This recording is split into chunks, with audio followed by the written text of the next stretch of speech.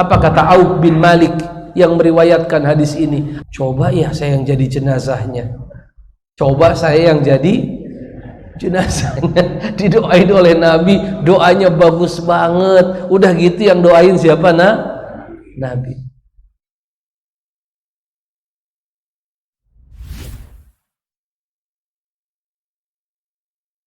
Bismillahirrahmanirrahim. Assalamualaikum warahmatullahi wabarakatuh. Baik, alhamdulillah.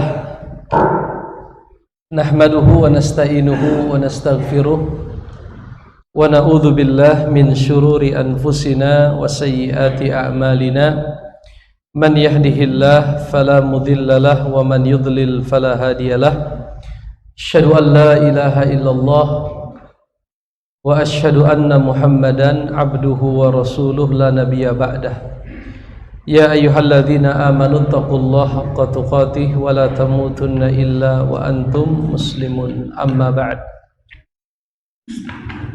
Kita masih di dalam pembahasan tentang janaiz ya, tentang jenazah.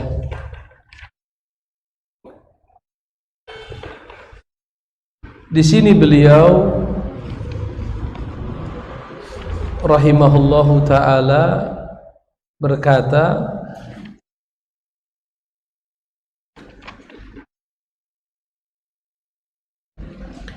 wa yukabbiru alaihi arba'a takbiratin, dan takbir ya, takbir alaihi arba'a takbiratin, takbir dengan 4 kali takbir. Maksudnya ini adalah salat jenazah, yaitu 4 kali takbir. Dalilnya adalah Imam Bukhari dan Imam Muslim meriwayatkan dari sahabat yang bernama Abi Hurairah radhiyallahu taala anhu, sesungguhnya Rasulullah Muhammad sallallahu alaihi wasallam mengumumkan kematian Najasyi. Najasyi adalah gelar untuk raja-raja di Habasyah atau Ethiopia. Wa kharaja bihim ilal musalla, dan Nabi keluar ya untuk melaksanakan salat. Fasaffa bihim, lalu Nabi memerintahkan para sahabat untuk membuat shaf. Shaf di sini artinya barisan ya. Shaf itu barisan. Wa kabbara alaihi arba'a takbiratin, dan saat itu Nabi melakukan takbir atas jenazahnya Najasyi arba'a, 4 takbirat, 4 kali takbir. Tentunya hadis ini adalah sahih riwayat siapa? Al-Bukhari dan juga Muslim. Hadis ini memiliki banyak sekali faidah, di antaranya hadis ini adalah dalil disyariatkannya salat gaib. Dalil disyariatkannya apa? Salat gaib.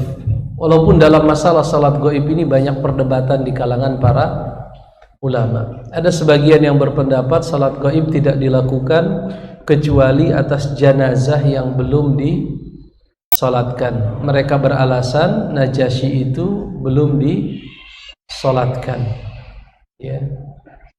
Ada juga yang mengatakan bahwa salat gaib yang dilakukan oleh Nabi adalah bagian dari kekhususan yang dimiliki oleh Nabi Muhammad sallallahu alaihi wasallam. Walaupun kalau kita lihat pendapat-pendapat tersebut, pendapat yang paling kuat bahwasanya salat gaib ini bersifat umum, baik atas orang yang sudah disolatkan ataupun belum disolatkan. Karena kalau seandainya bersifat khusus, tentulah kita akan mendapatkan riwayat bahwa Nabi menjelaskan kita salatkan Najasyi karena dia belum disalatkan, tapi kita tidak mendapatkan riwayat tersebut. Begitupun kita tidak mendapatkan riwayat yang mengatakan bahwa itu kekhususan. Ya, kalau kekhususan itu pasti dijelaskan oleh Nabi. Pasti dijelaskan oleh Nabi. Kalau Nabi tidak menjelaskan bahwa itu khusus, kembalikan ke hukum asal bahwa beliau itu adalah contoh. Laqad kana lakum fi Rasulillahi uswatun hasanah. Selama tidak ada dalil yang menunjukkan bahwa itu khusus bagi Nabi, maka kita tidak boleh mengatakan itu khusus, kecuali kalau kita punya punya dalil. Dan dalilnya tidak ada, ya sudah, kembalikan ke hukum asal bahwa yang namanya perbuatan Rasul itu adalah untuk diapakan? Diikuti. Wa ma arsalna mir rasulin illa liyuta'a biiznillah. Di Al-Quran, ya, surat An-Nisa. Wa ma arsalna mir rasulin illa liyuta'a biiznillah. Tidaklah aku mengutus seorang rasul kecuali untuk ditaati. Dan hakikat ditaati itu kan mengikuti. Saya taat sama Rasul, artinya apa yang beliau lakukan, ya saya ikuti. Sallu kama ra'aitumuni usolli. Salatlah seperti kalian melihatku salat. Dan kita melihat bahwa Nabi pernah salat jelas tidak? Sallu kama ra'aitumuni usolli. Salatlah seperti kalian melihatku salat. Dan kita melihat Nabi salat gaib. Hadisnya sahih, riwayat Imam Bukhari dan Muslim. Hadis ini pun menjadi dalil bahwasanya di dalam sholat jenazah itu dilakukan 4 kali takbir, ya. 4 kali takbir, ya. Nanti ada penjelasannya. Takbir pertama, setelah takbir pertama baca apa, setelah takbir kedua, ketiga dan keempat. Kembali lagi ke buku, dikatakan di sini yaqra'u, orang yang sholat jenazah itu yaqra'u, membaca Al-Fatihata, yaitu surah Al-Fatihah, ba'dal ula, setelah takbir yang pertama. Jadi setelah takbir pertama itu kita baca Fatihah. Hadisnya sudah kita baca, ya, kemarin. Ibnu Abbas berkata, ya, liya'lamu annaha sunnatun, agar kalian tahu bahwa membaca Al-Fatihah setelah takbir yang pertama sunnah. Masih ingat apa itu sunnah? Kebiasaan? Apakah kebiasaan itu mencakup yang wajib dan yang sunnah? Iya, sunnah itu mencakup yang wajib dan yang sunnah. Atau sunnah Nabi mencakup hal-hal yang wajib dan juga mencakup hal-hal yang mandub atau mustahab atau nafilah, atau kadang disebut juga tatawwu, atau kadang disebut juga banyak, ya, sunnah. Kadang disebut nafilah, kadang disebut mustahab, kadang disebut nadab atau mandub, kadang disebut tatawwu, tambahan, dan lain sebagainya. Jadi, semua yang dikatakan sunnah itu boleh ditinggalkan. Qobliyah, ba'diyah itu sunnah. Betul? Itu sunnah dalam pengertian fikih. Artinya boleh ditinggalkan. Tapi kalau saya katakan membaca Fatihah adalah sunnah ketika sholat jenazah, artinya thariqah, kebiasaan. Dan thariqah terbagi menjadi 2. Ada at-thariqah al-wajibah, kebiasaan yang sifatnya wajib, ada yang sifatnya sunnah. Oleh karenanya di ujung dijelaskan di sini as-sunnatu ai at-thariqatul wajibah. Ada tidak Pak Ibnu di bawah? Tidak ada di Pak Ibnu, paling bawah. Di dalam kurung as-sunnatu ai at-thariqatu al-wajibatu. Setelah catatan kaki nomor 4. Sunnah adalah at-tariqah. Apa itu tariqah tadi? Jalan atau kebiasaan al-wajibah yang wajib. Wa yusalli 'alan nabi sallallahu alaihi wasallam ba'da tsaniyati. Apa artinya tuh? Dan bersolawat atas nabi ba'da setelah takbir yang kedua. Takbir pertama Fatihah, takbir kedua adalah apa? Membaca solawat. Solawatnya bagaimana? Seperti solawat di dalam solat yang diistilahkan oleh para ulama dengan istilah solawat Ibrahimiyah. Solawat Ibrahimiyah. Allahumma salli ala Muhammad wa ala ali Muhammad kama sallaita ala Ibrahim wa ala ali Ibrahim wa barik ala Muhammad wa ala ali Muhammad kama barakta ala Ibrahim wa ala ali Ibrahim fil alamin innaka Hamidum Majid. Itu setelah takbir kedua. Dalilnya ada di bawah tuh Pak. Sebagaimana yang diriwayatkan oleh Imam Syafi'i. Oh, berarti Imam Syafi'i punya kitab hadis juga ya. Selama ini yang kita dengarkan Bukhari, Muslim, Abu Dawud, Tirmidzi, An-Nasai, Ibnu Majah kan ya. Ahmad, Baihaqi, Hakim, siapa lagi? Abi Daud tadi di awal. Daruqutni. Itu yang selama ini kita dengarkan. Ternyata Imam Syafi'i juga punya kitab hadis dan beliau menamakan menulis kitab hadisnya dengan metode musnad. Musnad itu menulis hadis berdasarkan urutan periwayat. Misalnya menyebutkan Abu Bakar, riwayatnya Abu Bakar, itu yang disebutkan hadis Abu Bakar semua. Lalu Umar, hadis Umar semua. Ya, pernah saya jelaskan dulu ya. Ada musnad, ada apa lagi? Sunan. Kalau sunan Abi Dawud disusun berdasarkan bab fikih. Disusun berdasarkan apa? Bab fikih. Ada lagi Mustadrak Imam Hakim dan banyak yang lain.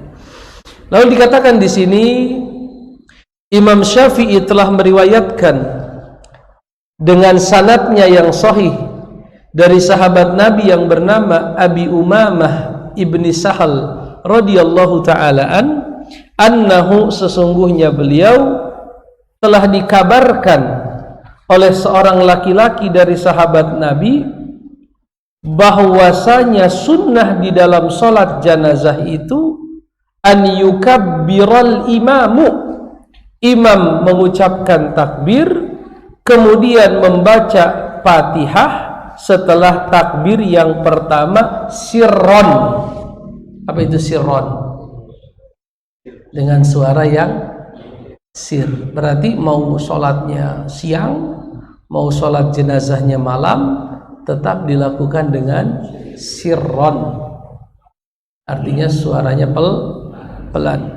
Summa yusolli ala nabi. Ini yang ingin kita garis bawahi. Setelah takbir pertama baca Fatihah, takbir kedua adalah yusolli ala nabi, bersolawat atas nabi. Wa yukhallisu du'a lil janazati fit takbirat. Setelah itu mengikhlaskan doa untuk jenazah. Wala yaqra'u fi syai'in minhunna, dan tidak membaca surat apapun selain Fatihah. Nggak ada baca apa? Kalau salat biasa kan, salat wajib, salat sunnah ada bacaan surah yang lain selain Fatihah. Tapi kalau dalam salat jenazah tidak ada istilah surah selain Fatihah. Summa yusallimu sirran fi nafsihi, kemudian mengucapkan salam secara sir fi nafsihi, di dalam dirinya. Ya tentunya kalau jamaah ya salamnya kencang supaya kedengaran sama siapa? Sama makmum. Karena imam dijadikan imam untuk diapakan? Diikuti. Kalau pelan bisa nggak diikuti? Nggak bisa. Jelas? Baik. Kemudian beliau berkata di sini, wa yad'u lil mayyiti ba'da tsalitsati. kemudian mendoakan kebaikan untuk si mayit ba'da as-salisati, setelah takbir yang ketiga. Itu sudah maklum ya. Hanya saja di sini ada doa yang panjang yang biasa dibaca oleh Imam Syafi'i. Ada doa yang sangat panjang setelah takbir ketiga yang biasa dibaca oleh imam. Dari mana ini riwayat? Menurut Profesor Dr. Mustofa Dib, doa yang panjang ini adalah gabungan dari beberapa riwayat. Coba kita lihat. Apa kata Imam Syafi'i setelah takbir ketiga? Allahumma. Apa artinya Allahumma? Ya Allah, hadza abduka wa ibnu abdaika. Ini adalah hambamu dan hamba kedua hambamu. Ini hambamu dan anak dari kedua hambamu, maksudnya ayah dan ibunya. Kharaja min rauhid dunya wa sa'atiha. Dia keluar dari kehidupan dunia dan luasnya dunia. Wa mahbubuhu wa ahibba'uhu fiha. Sedangkan orang yang dia cintai, orang yang dia sayangi masih ada di dunia. Ila zulmatil qabri wa ma huwa laqihi. Dia berjalan menuju gelapnya kubur dan apa-apa yang akan dia temui. Kana yashhadu an la ilaha illa anta wahdaka la syarika lak. Dulu saat hidup dia bersaksi tidak ada yang berhak disembah kecuali engkau semata. Wa anna Muhammadan abduka wa rasuluk, bahwasanya Nabi Muhammad adalah hambamu dan utusanmu. Anta a'lamu bihi minna, ya Allah engkau lebih tahu tentang orang ini dibandingkan kami. Allahumma ya Allah, innahu, orang ini nazala bika wa anta khairu manzulin bih. Dia akan turun menemuimu, maksudnya akan dimasukkan ke dalam kubur, ya, akan dikembalikan ke kubur. Wa asbaha fakiran, ya Allah, hambamu ini asbaha fakiran. Setelah dia wafat dia jadi fakir, betul tidak? Sekaya apapun manusia kalau sudah wafat jadi orang cuman bawa selembar kain saja, nggak ada yang dibawa. Ya, asbaha fakiran, ya Allah, hambamu ini sekarang sudah jadi orang fakir. Fakiran ila rahmatika, dia sangat fakir terhadap rahmatmu, ya Allah. Anta ghaniyun an azabihi, engkau maha ghani, maha kaya, maha cukup dari mengazab orang ini. Maksudnya engkau maha kuasa tidak mengazab orang ini. Wa qad ji'naka ragibina ilaika syufa'a lahu, dan kami telah datang kepadamu ya Allah dengan penuh harap mudah-mudahan jadi syafaat untuk orang ini. Allahumma in kana muhsinan fazid fi ihsanihi, ya Allah jika jenazah ini orang baik tambahkanlah kebaikannya. Wa in kana musian fatajawaz anhu, kalau dia orang yang jahat, orang yang buruk, maafkan kesalahannya. Walaqihi bi rahmatika ridhaka, ya, dan berikanlah dia rahmat dan ridhomu. Waqihi fitnatal qabri wa azabahu, selamatkan dia dari fitnah kubur dan azabnya. Wafsah lahu fi qabrih, luaskan kuburannya. Wajafal ardo an janbaihi, lapangkan kuburan dari kanan dan kirinya. Walaqihi bi rahmatikal amna min azabik, berikan dia dengan rahmatmu keamanan dari azabmu ya Allah. Hatta tab'atsahu aminan ila jannatik, sampai kelak dia dibangkitkan dalam kondisi aman masuk ke dalam surga. Bi rahmatika ya arhamar rahimin, dengan rahmatmu duhai yang maha atau yang paling penyayang. Arhamar rahimin, yang paling penyayang. Disebutkan oleh Profesor Dr. Mustofa Dib, hadhil adiyatu, doa-doa ini iltaqataha asy-Syafi'i rahimahullahu taala min majmu'il akhbar. Doa ini adalah dikumpulkan oleh Imam Syafi'i dari apa? Riwayat-riwayat, ya. Wa rubama dzakaraha bil makna, dan sebagian beliau sebut dengan maknanya. Artinya tidak secara lapas mengikuti riwayat, tapi secara makna. Di sini ada komentar yang bagus. Wa asahhu hadis, dan hadis yang paling sahih terkait permasalahan ini. Apa itu permasalahannya? Doa setelah takbir ketiga. Hadis yang paling sahih dalam permasalahan ini sebenarnya adalah riwayat Imam Muslim dari sahabat yang namanya Auf bin Malik al-Ashja'i radhiyallahu taala anhu. Beliau bercerita, aku mendengar Nabi bersabda, Nabi berdoa dalam salat jenazah, Allahumma gfir lahu. Ini yang biasa kita amalkan ya. Ini yang biasa. Saya yakin bapak-bapak tadi pada bingung, ini doa dari mana ini?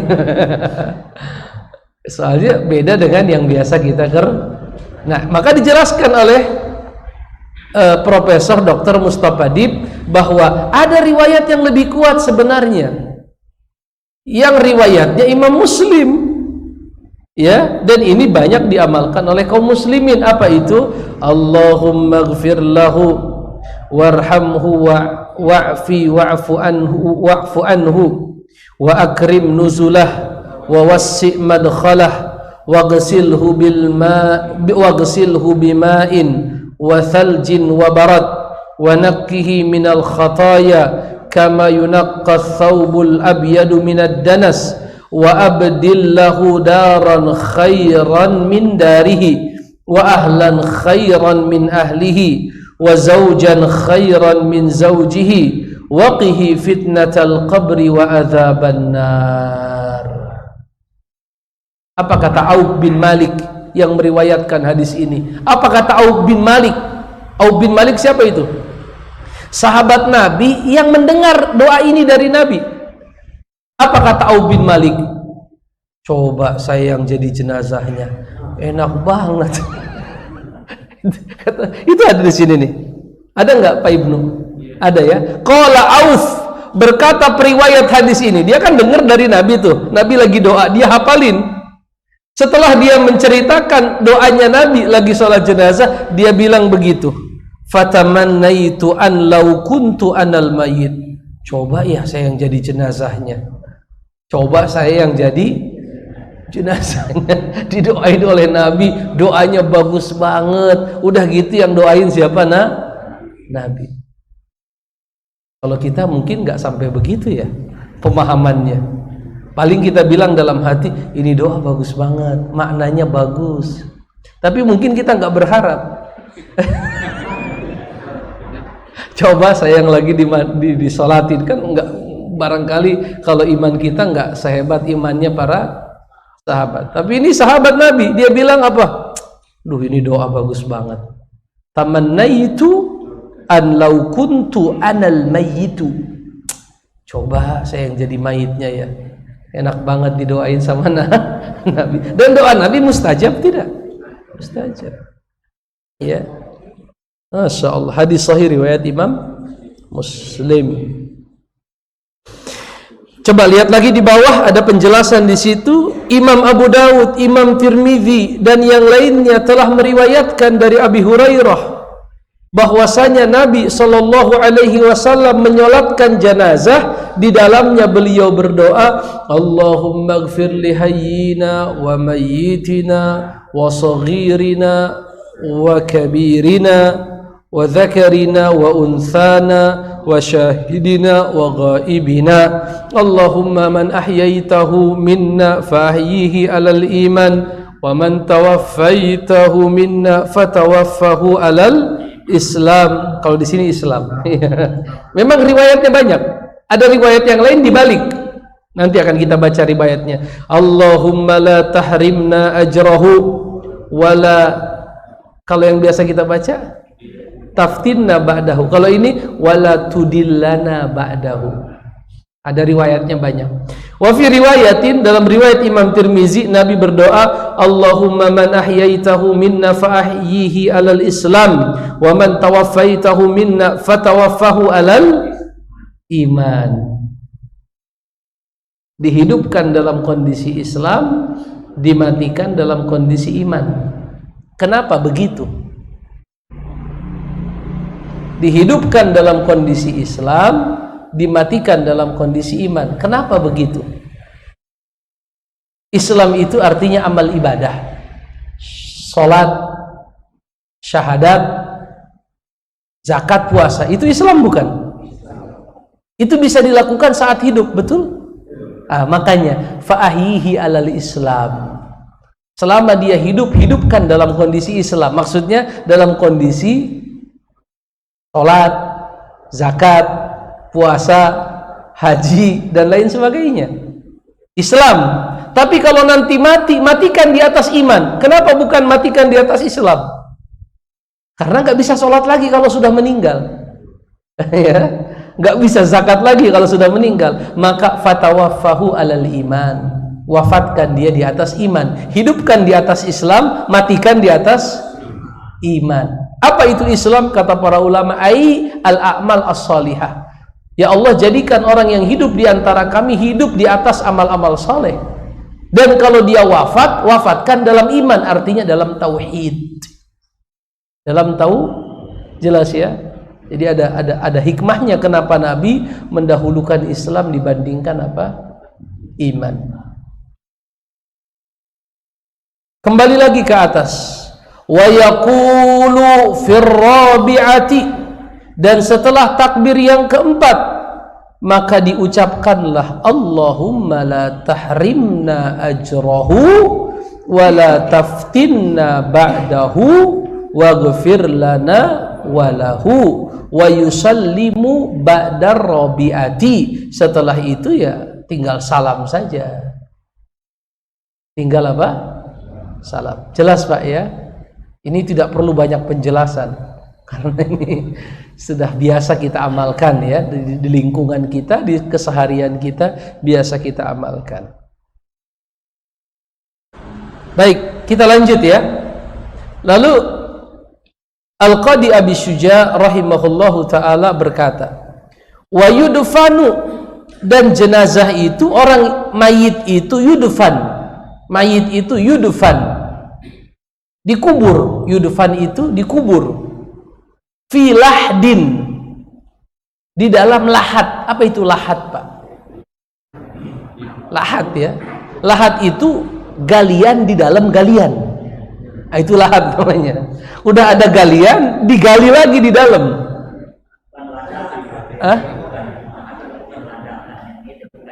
Orang Betawi bilang ladakan. Itulah dia. Iya, yang pasti dia kan digali kubur. Udah gitu di arah kiblat digali lagi seukuran badan dia. Dimiringin, diarahin kiblat. Itu yang dimaksud dengan lahat. Itu yang dimaksud dengan apa? Lahat. Maka dikatakan di sini wa yudfanu, dan dimakamkan, dikuburkan fi lahdin, di dalam lahat. Jadi nggak ditaruh aja begitu ya, tapi digali lagi di pojok itu yang ngadep ke kiblat. Itu yang kita sebut dengan lahat. Mustaqbilal kiblati, dalam kondisi mukanya, badannya menghadap ke arah kiblat. Dalilnya coba lihat di bawah tuh. Telah diriwayatkan dari Amir bin Sa'ad bin Abi Waqqas. Berarti ini anaknya sahabat Nabi. Nabi punya sahabat namanya Sa'ad bin Abi Waqqas, dan Sa'ad bin Abi Waqqas ini punya anak namanya Amir. Nah, yang namanya Amir nyeritain kisah wasiat bapaknya sebelum meninggal. Apa kata Amir? Sesungguhnya Sa'ad bin Abi Waqqas, beliau berkata dalam kondisi sakit yang karenanya beliau wafat, ilhadu liya lahdan, buatkan untukku liang lahat. Jadi bukan hanya digali kubur, tapi buatkan juga apa? Liang lahat. Wansabu alayya labina nasoban, kemudian letakkan di atasku labinah. Labinah itu ubin-ubin. Kalau di Arab pakai ubin ya. Kalau di kita pakai papan, pakai apa? Bambu. Kalau saya lihat di Bogor pakai bambu. Kalau sekarang bambu udah susah, pakai papan. Dulu di Jakarta pakai bambu juga. Pakai bambu dipakai ya. Saya ingat sekali itu masa kecil saya kan di Bogor tuh. Kalau ada yang nguburin pakai apa namanya? Pakai bambu disusun begitu kan. Nah, kalau di Arab pakai labinah. Apa tuh? Ubin. Ubin-ubin itu ya. Kayak semen yang dicetak ya, pakai semen yang dicetak. Nah, itu disusun aja begitu. Kayak dikasih kemah ya. Ya, kalau di Jakarta umumnya sekarang sudah jarang pakai bambu. pakai kayu karena bambunya sudah jarang, sudah susah. Apa Pak? Sudah sepakai. Dan itu ya nggak ada masalah, mau pakai bambu, mau pakai kayu ya, papan ya, pakai papan silahkan. La ba'sa bih, tidak masalah. Kayak bata, iya, itu yang saya bilang. Kayak bata, iya kayak bata betul. Dari pakai apa Pak? Pakai peti. Ya kalau ada kondisi darurat, kondisi fisiknya hancur, ya seperti korban pesawat, korban kebakaran, korban COVID katanya. Assalamualaikum. Ya itu kalau darurat ya silahkan. Kalau darurat ya, tapi dalam kondisi normal nggak boleh. Dalam kondisi normal tidak, tapi dalam kondisi mohon maaf, fisiknya hancur, yang ditemukan cuman bagian tubuh tertentu kan. Kalau pesawat jatuh kan begitu ya, ada yang ketemu kakinya aja, ya macam-macam. Nas'alullah as-salamah wal afiyah. Yang di Bintaro, iya saya juga pernah dengar itu. Iya, di Insan, Kampung Kandang itu aja disatuin semua karena artinya nggak berbentuk begitu. Oh di satu tempat, satu lubang. Tapi kalau bentuknya masih kebentuk kan begitu ya. Mungkin darurat karena banyak ya barangkali. Berapa korbannya saat itu? Ratusan ya. Kayak tsunami ya. Oh itu kan ratusan ribu, 100.000, 200.000. Hah? Di Pakistan. Kalau itu kan kondisi darurat ya. Jangan disamakan darurat sama normal. Kalau darurat hukumnya khusus. Ya.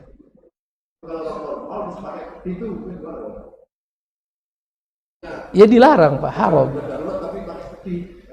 Ya dia tasyabuh dengan orang-orang kafir. Tradisi menguburkan itu harusnya bukan tradisi, itu adalah syariat. Artinya agama yang menentukan kaifiat, tata caranya. Jangan agama dikalahkan oleh tradisi. Ya, tradisi mengikuti agama, bukan tradisi dijadikan agama. Agama kita jadikan sebagai tradisi kebiasaan, bukan kebiasaan yang kita jadikan apa? Seolah-olah itu agama. Jadi tradisi ngikutin agama, bukan sebaliknya kan begitu. Ya tidak boleh Pak, tidak diperbolehkan. Walaupun nanti ulama beda pendapat. Kalau saya tidak salah, di mazhab Imam Syafi'i hukumnya makruh. Makruh.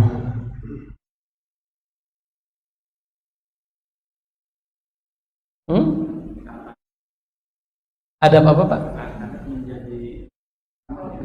Makam apa Pak? Al-'adatu muhakkamah. Kebiasaan itu bisa dijadikan dalil. Ya kalau nggak bertentangan dengan syariat. Ini masalahnya udah ada syariatnya nih, dibikin lahat ya. Apakah adat jadi di atas dalil? Yang enggak juga, enggak mungkin. Ya. Tapi saya bilang al-'adatul muhakkamah, adatnya ya jadi kebiasaan. Di sini saya selalu begitu. Saya kalau diundang khutbah Idul Fitri atau Idul Adha, sebelum saya naik mimbar saya tanya dulu ke panitia. Sini khutbahnya biasa sekali 2 kali. Bebas Ustadz, alhamdulillah bebas. Kadang ada yang sekali, kadang ada yang 2 kali. Tapi kalau dia bilang sini sih Ustadz biasanya 1 kali, ya udah kita sesuaikan. Masalah khilafiyah ya. Oh ini di sini biasa 2 kali, ya sudah sesuaikan. Jangan sampai orang sholat malah jadi apa? Jadi bingung, ini sah nggak sholat saya? Tadi khutbahnya cuman orang awam sampai gitu, karena nggak paham agak. Nah kita yang paham ya jangan sampai jadi beban untuk orang yang belum paham. Jelas tidak? Baik. Apa itu 5 menit lagi? Langsung aja bertanya Ustaz. Langsung, oh baik. Apakah ini bebas dari bahasa ujung Ustaz, bebas sholatnya sah tidak? Yang pertama, domir ini apa menunjukkan si mayit laki-laki atau perempuan? Yang mana? Yang mana? Yang ahya tahu pada. Itu tentunya mengikuti jenazahnya. Mengikuti jenazahnya, Pak. Kalau dia perempuan, ya perempuan. Allahumma la tahrimna ajroha. Ya Allah, jangan kau haramkan kami dari pahala wanita ini. Wala taftinna ba'daha. Jangan kau fitnah kami setelah kematian wanita ini. Waghfir lana walaha. Ampuni kami dan dia. Hak. Kalau banyak, kalau laki-laki perempuan gimana? Jenazahnya 2 laki-laki 2 perempuan, gimana itu? Ha atau hu? Ha, hu, huma, hum. Diambil yang laki-laki, hum. Allahumma gfir lahum warhamhum wa'afihim wa'fu anhum sampai akhir. Ini udah masuk pertanyaan ya. Baik. Silakan Pak Yadi. Mayit dibalikan ada kiblat. Karena saya pernah melihat di makam, di salah satu makam di daerah ada tuh katakan satu. Biasanya kita ngadep selatan utara Ustaz ya. Katakan satu. Artinya nggak ngadep kiblat begitu. Ya mungkin nggak karuan ada yang ada. Kalau seperti itu kali kubur atau termasuk Iya, tercela. Artinya dia sudah menyelisihi sunnah Nabi, sudah menyelisihi hukum Nabi, sudah menyelisihi syariat Nabi. Iya, diulang. Kalau menurut saya ya, diulang. Kalau kita datang nyampe situ, kuburannya nggak ngadep kiblat, maksudnya nggak bisa kita hadapkan itu si mayit ke arah kiblat, ya kita minta ulang. Ini apa-apaan ini? Ini keluarga saya Muslim. Kenapa bikin kuburannya begini kan? Berarti ini nggak paham ini yang galinya kan begitu. Apakah itu mungkin terjadi? Mungkin Pak. Ada video viral itu di Bogor kemarin. Ada keluarga yang keturunan lah ya, keturunan apa? Cina, Tionghoa. Itu keluarganya meninggal. Dia undang warga sekampung, datang rame banget, dibagi per orang uang berapa? 50.000 atau berapa? Itu semuanya ikut-ikutan gaya-gaya mereka. Ya haula wala quwata illa billah. Tergadai akidah dengan uang 50.000. Ya hanya gara-gara ya faktor terbesarnya awam. Jadi jangan masa sih Ustadz ada orang nguburin gak ngadep kiblat. Ya Allah Pak, kita ini hidup di zaman di mana ilmu agama itu diangkat. Kejahilan tersebar di mana? Di mana-mana. Orang pede sekarang ceramah. Ya, minal jinnati wan nas. Aku tidak menciptakan jin dan manusia untuk beribadah. Ayatnya kemana? Artinya kemana? Yang penting kan pede dulu. Yang penting apa? Pede dulu. Ya. Dan orang yang dengarnya juga awam. Oh iya. Iya. Memang ini kiai mantap ini. Itu yang terjadi hari ini, Pak. Dan yang begitu masuk TV. Yang nggak masuk TV lebih banyak. Betul tidak? Menurut saya yang nggak masuk TV lebih, karena yang masuk TV itu minoritas. Ya, yang mayoritasnya nggak ke center, nggak ke apa namanya? Nggak. Artinya mungkin aja yang Bapak ceritakan itu terjadi. Mungkin saja terjadi. Maka dalam kondisi itu kalau terjadi ya kewajiban kita untuk meluruskan. Ya, jangan diam melihat kebatilan yang begitu. Kecuali kalau masalah-masalah khilafiyah yang memang kita tahu ada pendapat yang lebih kuat, tapi kita anggap udahlah momentumnya namanya di kuburan, jangan kita debat, silakan kan. Tapi kalau udah jelas pelanggaran ya jangan diapakan? Jangan didiamkan. Jelas Pak Yadi? Itu yang pertama. Tadi masalah doa waktu sholat. Doa dengan bahasa Indonesia.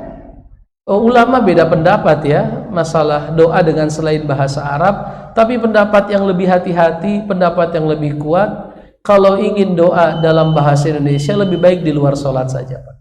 Itu lebih selamat. Artinya dalam sholat cukupkan saja dengan doa-doa yang yang diajarkan oleh Nabi. Saya nggak bisa full Allahumma gfir lahu warhamhu wa'afi wa'fu anhu wa'krim, nggak panjang, ya sudah Allahumma gfir lahu, Allahumma gfir lahu, Allahumma gfir, itu nggak ada masalah ya. Sekedar kita membaca apa? Allahumma gfir lahu, Allahumma gfir, karena hafalnya cuma segitu. Boleh tidak? Boleh, nggak ada masalah. Allahumma gfir laha, Allahumma gfir laha, sampai imam takbir. Habis imam takbir, kalau doa lagi, lanjutin lagi Allahumma gfir. Ya kalau memang hafalnya cuma segitu. Adapun kalau mau bahasa Indonesia, daripada kita tadi perdebatan para ulama masalah itu, ya lebih baik kita di luar sholat saja. Kan boleh kan doa di luar sholat? Boleh. Itu menurut saya, itu lebih selamat. Tapi kalau lagi sholat di hati boleh. Ya di hati silahkan. Di hati ya silahkan di hati.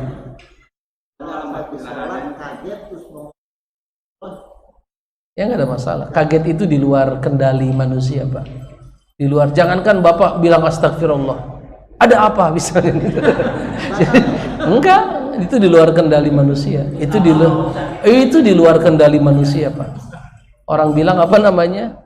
Rabbana la tu'akhidna in nasina aw akhtana. Jangan hukum kami. Itu kan di luar kemampuan. Itu di luar kemampuan. Hah? Iya, cukup alhamdulillah, nggak ada masalah. Tapi jangan dijawab ya rahmu Allah, gitu. Tidak dijawab. Allahu a'lam. Dan kalau ada yang mengucapkan salam kita sholat, dalam riwayat yang sahih Nabi begini. Kalau saya nggak salah begini atau begini ya. Begini kalau saya tidak salah. Ya, begini ya. Ada riwayat kan bahwa Nabi pernah ada sahabat ngucapin salam, lalu Nabi ngasih isyarat begini. Aisyah, iya yang pasti dikasih isyarat begini, diangkat. Jelas? Baik. Allah a'lam bishawab.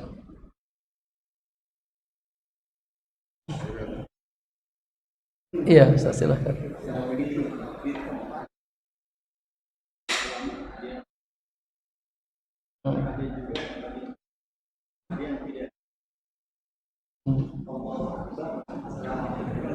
Iya, itu saya dengar begitu.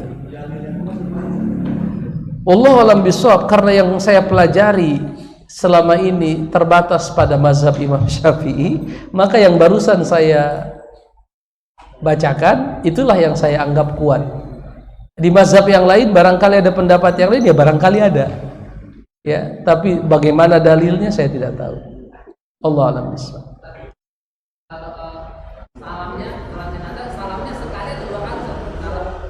Bahkan dalam sholat wajib salam satu kali cukup.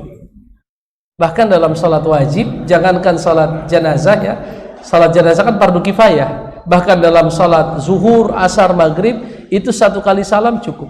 Rasul berkata dalam hadisnya, tahrimuha at-takbir, tahrimuha at-takbir, wa tahliluha at-taslim. Diharamkannya dengan takbir, dihalalkannya dengan salam. Di situ tidak ada penyebutan 2 kali, 3 kali, 4 kali. Kembalikan ke hukum asal bahwa ketika saya misalnya bilang gini ke anak saya, coba ucapkan salam. Lalu anak saya bilang assalamualaikum. Pertanyaan, apakah dia sudah melaksanakan perintah saya? Sudah. Saya bilang ke anak saya, ucapkan salam. Lalu dia bilang assalamualaikum. Saya nggak nyebutin 2 kali, 3 kali, 4 kali. Ketika saya suruh anak saya, coba ucapkan salam, dia ngucapin assalamualaikum. Itu dianggap sudah melaksanakan perintah saya atau belum? Sudah. Kalau saya marah-marah, kamu ini nggak paham. Kenapa cuma 1 kali? Yang salah saya atau dia? Saya. Ya karena kalau saya pengen 2 kali, 3 kali, harusnya saya bilang apa? Salam 2 kali. Lalu kalau dia cuma sekali, berhak saya salahin dia. Jelas tidak? Tapi itu kenyataannya dalam sholat 2 kali, karena Nabi 2 kali. Karena Nabi 2, kok perbuatan Nabi 2 kali, tapi dalam hadis 1 kali? Nah, itulah diterjemahkan oleh para ulama sebagai sunnah. Kata para ulama yang wajib salam pertama, adapun salam kedua dihukumi. Jelas Pak Yadi? Baik, Allah a'lam bishawab. Oleh karenanya kan sering dibahas oleh para ulama, kalau kita salam assalamualaikum warahmatullahi, kita hadas. hadas, kentut, ya sah atau tidak salat kita? Sah, karena kita sudah keluar dari salat. Allahu a'lam. Tapi kalau baru assalam gimana Pak? Atau baru assalamualaikum keluar, belum warahmatullah, sah tidak? Sah kata para ulama, karena minimal assalamualaikum, warahmatullahnya itu penyempurna. Jelas? Tapi kalau baru itu belum salam, itu belum disebut apa salam. Ngusir kucing. Baik, Allahu a'lam bishawab. Masih ada? Karena nanti kalau sudah menyantap hidangan fokus. Masalah talqin mayit.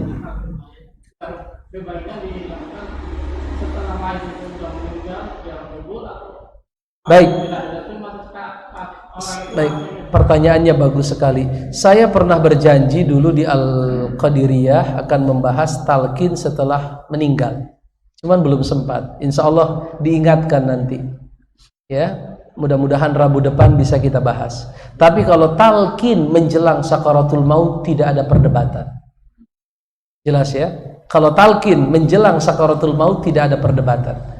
Cuman yang seperti saya jelaskan waktu itu, bahwasanya mentalkin jenazah itu bukan mengulang-ulang la ilaha illallah, la ilaha illallah, la ilaha illallah. Bukan begitu. Talqin itu artinya kita membisikkan ke telinganya dengan pelan ucapan la ilaha illallah untuk dia ikuti. Fulan, ucapin la ilaha illallah. Kita lihat tuh, gerak gak mulutnya? Kalau mulutnya gerak la ilaha illallah, ya udah biarin aja. Tinggalin. Berhenti lagi mulutnya. Jangan lupa la ilaha illallah. Qul la ilaha illallah. Katakan la ilaha illallah. Dia ngikutin lagi. Terus aja begitu sampai kalimat terakhir yang dia ucapkan la ilaha. Karena ada hadis, Nabi berkata dalam hadisnya yang sahih, man kana akhiru kalamihi la ilaha illallah dakhalal jannah. Siapa yang akhir kalimatnya sebelum wafat la ilaha illallah, dia masuk surga.